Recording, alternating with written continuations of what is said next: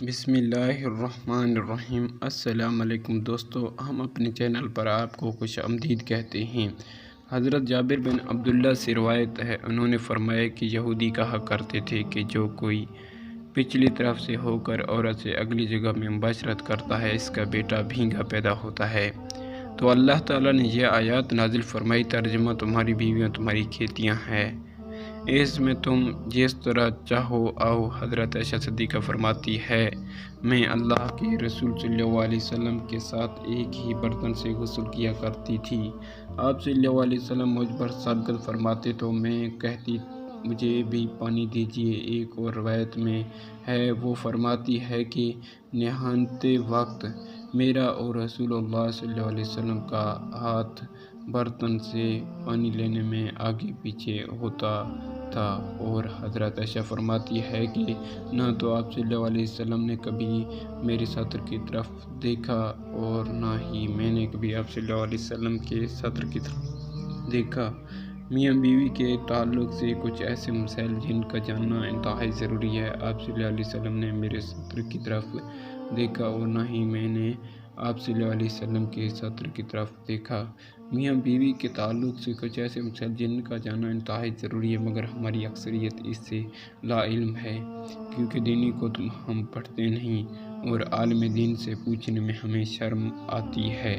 اللہ تعالیٰ حق بات سے نہیں شرماتا، اور حق بات جو قرآن مجید میں کھول کر بیان کیا گیا ہے، میاں بیوی ایک ساتھ غسل کر سکتے ہیں، ان کے لیے ایک دوسرے کے سارے بدن کو دیکھنا جائز ہے، شرعاً ممانعت نہیں، اور ایک گناہ معاف ہو جاتا ہے اور ایک درجہ بلند کر دیا جاتا ہے، اور غسل کرنے کے عوض میں جو چیز دی جاتی ہے وہ دنیا معافیہ سے بہت ہے، اور بے شک اللہ تعالیٰ اس پر فخر کرتا ہے اور فرشتوں سے کہتا ہے کہ میرے بندے کی طرف دیکھو، کیسی سرد رات میں غسل جنابت کے لیے اٹھا ہے، اور اس بات پر یقین رکھتا ہے کہ میں اس کا رب ہوں۔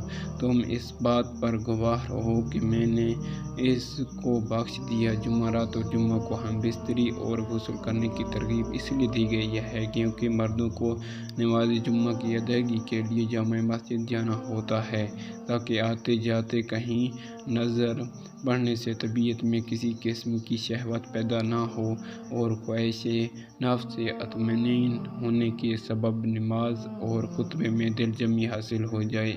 بہترین بیوی وہ ہے جو سونے کے کمرے میں اپنے حسن و جمال اور بستر میں خاوند کے ساتھ خوبصورت طور اعتبار سے اپنے پیارے خاوند کے ساتھ خوبصورت طور اعتبار سے اپنے پیار سے جکڑ لے، دوران صحبت اس کے مقصد پر نگاہ رکھے اور گفتگو غور کرے کہ اس کا خاوند کیا چاہتا ہے، اور پھر اس کی پسند سے بھی بہتر انداز میں اپنے آپ کو اس کے سپرد کر دے، نرم معاف کرے اور اس کی رغبتوں اور چاہتوں کو پورا کرتے ہوئے اسے سیر کر دے، کبھی بھی اس کے بستر پر جانے سے نہ روکے۔ اگر وہ اس کے ساتھ مقاربت کا خواہش مند ہے تو قطعاً نافرمانی نہ ہے تو قطعاً نافرمانی نہ کرے، کیونکہ اللہ رب العزت کے ہاں یہ بہت بڑا گناہ ہے۔ جب شوہر بیوی کو اپنا طبی تقاضا پورا کرنے کے لیے بلائے تو بیوی انکار نہ کرے۔ اس سلسلے میں احادیث مبارکہ میں واضح تعلیمات موجود ہیں، چنانچہ ارشاد نبوی صلی اللہ علیہ وسلم ہے، خاوند بیوی کو اپنی حاجت پوری کرنے کے لیے بلائے، اسے بیوی انکار نہ کرے۔ جس پر شوہر غصے کی حالت میں رات گزارے تو صبح تک فرشتے اس عورت پر لعنت بھیجتے رہتے ہیں۔ دوسری روایت میں ہے کہ رسول اکرم صلی اللہ علیہ وسلم نے فرمایا، جب شوہر اپنی بیوی کو اپنی حاجت پوری کرنے کے لیے بلائے تو وہ اس کے پاس چلی جائے، خواہ وہ روٹی پکانے کے لیے تنور پر ہی کیوں نہ کھڑی ہو۔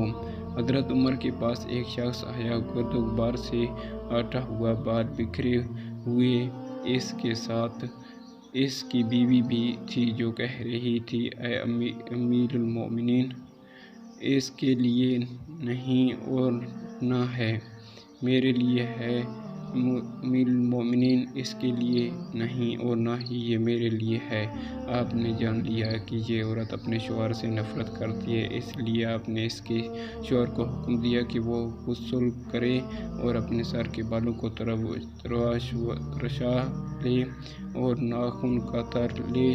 جب شوہر فارغ ہو کر آیا تو آپ نے کہا اب اپنی بیوی کے سامنے جاؤ۔ بیوی نے دیکھا تو دم بخود رہ گئی اور پہچاننے کی وجہ سے پیچھے ہٹنے لگے۔ جب پہچان لیا تو اس کا بوسہ لیا اور اپنے دعوے سے دستبردار ہو گئی۔ حضرت عمر نے فرمایا تمہیں ان کے ساتھ اسی طرح کا برتاؤ کرنا چاہیے۔ اللہ کی قسم انہیں یہ پسند ہے کہ تم ان کے لیے راستہ بے راستہ رہو جیسا کہ تم چاہتے ہو کہ وہ تمہارے لیے ہی بنی سنواری ہے۔ حضرت سیدنا امام غزالی فرماتی ہے جمع یعنی صحبت کرنا جنت کی لذتوں میں سے ایک لذت ہے۔ حضرت سیدنا جنید بغدادی فرماتے ہیں انسان کو جمع کی ایسی ہی ضرورت ہے جیسے کہ غذا کی ضرورت۔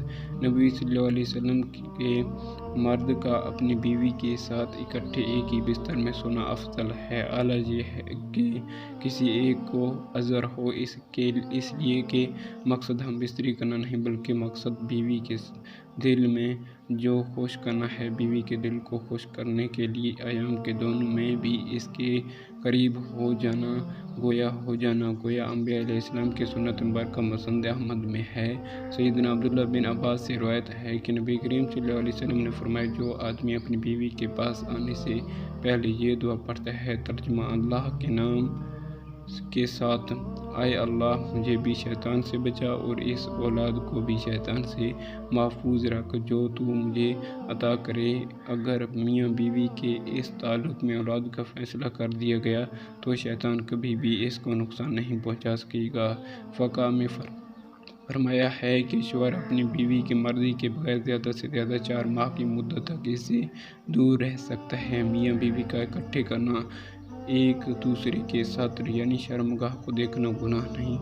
رارا کرنا، ایک دوسرے کے ساتھ یعنی شرمگاہ کو دیکھنا گناہ نہیں لیکن کہ نہ دیکھنا بہتر ہے کہ شرمگاہ دیکھنے سے نظر کمزور ہوتی ہے اور نسبان یعنی بھولنے کا مرض پیدا ہوتا ہے، لہٰذا اکٹھے غسل کریں تو بہتر ہے۔ منہ کے ساتھ ڈھانپ لیں تاکہ اس پہ دوسرے کی نگاہ نہ پڑے۔ میاں بیوی دونوں ایک حمام میں بیک وقت غسل کر سکتے ہیں مگر دونوں کے ساتھ ڈھکے ہوئے ہوں تو بہتر ہے۔ حدیث میں آپ صلی اللہ علیہ وسلم کا اب انفارمیشن ہو تو بہتر ہے۔ حدیث میں آپ صلی اللہ علیہ وسلم کا بعض ازواج مطہرات کے ساتھ ایک ہی وقت میں غسل کرنا مذکور ہے۔ دعا ہے کہ اللہ تعالیٰ ہمیں دین حق پر چلنے کی توفیق عطا فرمائے اور بیوی سے محبت اور ان کے حقوق ادا کرنے کی توفیق عطا فرمائے۔ دوستو اگر ہماری یہ ویڈیو آپ کو پسند آئی ہے تو اسے لائک کریں، سبسکرائب کریں، اپنے دوستوں کے ساتھ شیئر کریں اور آخر میں کمنٹ کر دیجئے۔ Thanks for watching. اللہ آپ کا حامی ناصر اور نگہبان رہے۔ کل ملیں گے ایک نئی ویڈیو کے ساتھ۔